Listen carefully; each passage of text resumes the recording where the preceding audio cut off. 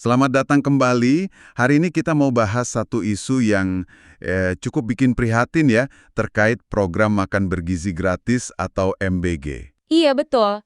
Ada kejadian di Bulukumba, Sulawesi Selatan. Persis, bayangkan ada 712 paket makanan MBG, itu ditolak sama siswa-siswa di SMP Negeri 2 Bulukumba. Wow, 712 ya? Banyak banget itu. Banyak. Nah, kita dapat infonya dari beberapa sumber nih. Ada Liputan 6, CNN Indonesia, sama Detik Sulsel. Kita coba bedah bareng ya, apa sih yang sebenarnya terjadi di sana. Oke, jadi kalau dari laporan, kejadiannya itu hari Jumat, 23 Mei 2025. Betul, menunya waktu itu nasi goreng merah sama nasi goreng kecap. Nah, ini masalahnya. Menurut kepala sekolahnya, Pak Sahirudin, nasi goreng merah itu pas diterima udah keciuman basi gitu. Waduh, terus yang nasi goreng kecapnya gimana? Katanya teksturnya masih agak mentah, jadi ya nggak enak lah buat dimakan. Pantesan aja ya siswanya nolak, jadi mereka bener-bener nggak mau nyentuh sama sekali? Iya, kabarnya gitu. Sampai piring-piring omprengnya itu numpuk di depan ruang guru, jadi penolakannya serius ini. Jelas pihak sekolah kecewa berat ya. Banget. Mereka kan anggap MBG ini penting, apalagi buat siswa yang mungkin dari keluarga kurang mampu kan? Tentu. Jadi ini merugikan siswa banget. Dan sekolah merasa ini bisa mencoreng nama baik program pemerintah juga. Makanya mereka minta ada evaluasi menyeluruh lah ke penyedia makanannya. Nah, tapi ceritanya jadi agak rumit nih. Soalnya pihak penyedia, namanya SPPG Ujung Bulu 01, punya versi lain. Oh iya, gimana katanya? Koordinatornya, namanya Wahyu, dikutip dari CNN Indonesia, dia bantah keras kalau makanannya basi.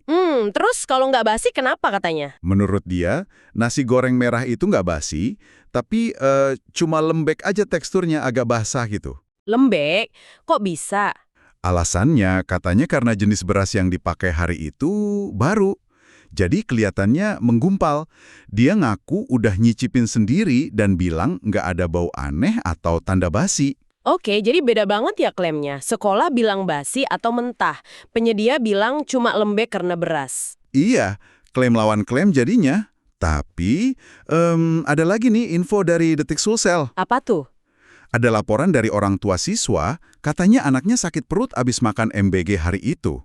Wah, ini serius. Jadi ada laporan sakit perut juga. Betul, Kepala Dinas Pendidikan Bulukumba, Andi Buyung Saputra, juga udah konfirmasi adanya laporan itu. Tapi udah pasti penyebabnya apa?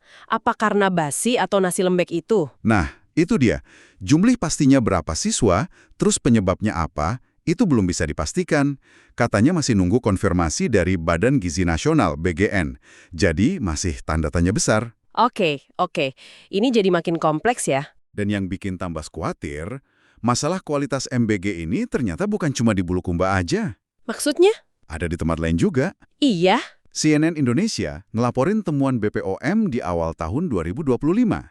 Ada 17 kasus dugaan keracunan MBG di 10 provinsi. Astaga, 17 kasus di 10 provinsi. Benar. Paling banyak katanya di Jawa Barat. Ini berarti tantangannya sistemik ya, bukan cuma insiden lokal. Kelihatannya gitu. Kepala bagian Pak Dadan Hindayana juga udah kasih penjelasan sih. Apa kata beliau? Kemungkinan penyebabnya macam-macam. Bisa jadi bahan bakunya emang kurang segar atau nggak layak. Atau bisa juga jeda waktunya. Jeda waktu gimana? Antara masak, terus nyiapin, sampai nganter ke sekolah itu kelamaan. Jadi kualitasnya turun. Ini nunjukin rumitnya logistik sama pengawasan kualitas buat program skala nasional kayak gini. Masuk akal sih. Program besar pasti tantangannya besar juga.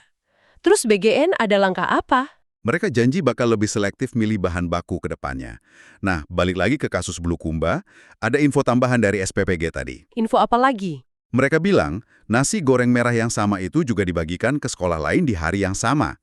Ada SMPN 3, MAN 2, beberapa SD, TK, bahkan SLB. Oh, jadi bukan cuma SMPN 2 aja yang dapat menu itu? Bukan. Dan ternyata, setelah ada laporan soal tekstur nasi dari SMPN 2 itu, sekolah-sekolah lain itu juga ikut ngembalin makanannya. Jadi ini sedikit nguatin klaim mereka soal masalah jenis berasnya ya, karena sekolah lain juga merasakan hal yang sama soal tekstur. Bisa jadi, mereka bilang sih udah evaluasi internal soal ini. Tapi ya itu, belum ngejawab soal laporan sakit perut tadi. Betul, itu masih jadi PR besar. Oke, jadi kalau kita coba rangkum nih ya, ada insiden serius di SMPN 2 Bulukumba, ratusan siswa nolak MBG. Iya, Iya, babnya masih siupang siur antara klaim sekolah yang bilang basi atau mentah, sama klaim penyedia yang bilang cuma lembek karena beras. Ditambah lagi, ada laporan siswa sakit perut yang belum jelas penyebabnya.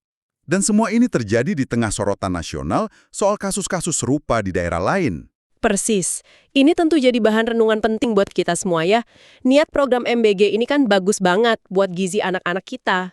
Sangat bagus tujuannya. Tapi kasus kayak di Bulukumba ini jadi semacam pengingat gitu. Ada potensi masalah serius di pelaksanaan sama pengawasannya di lapangan.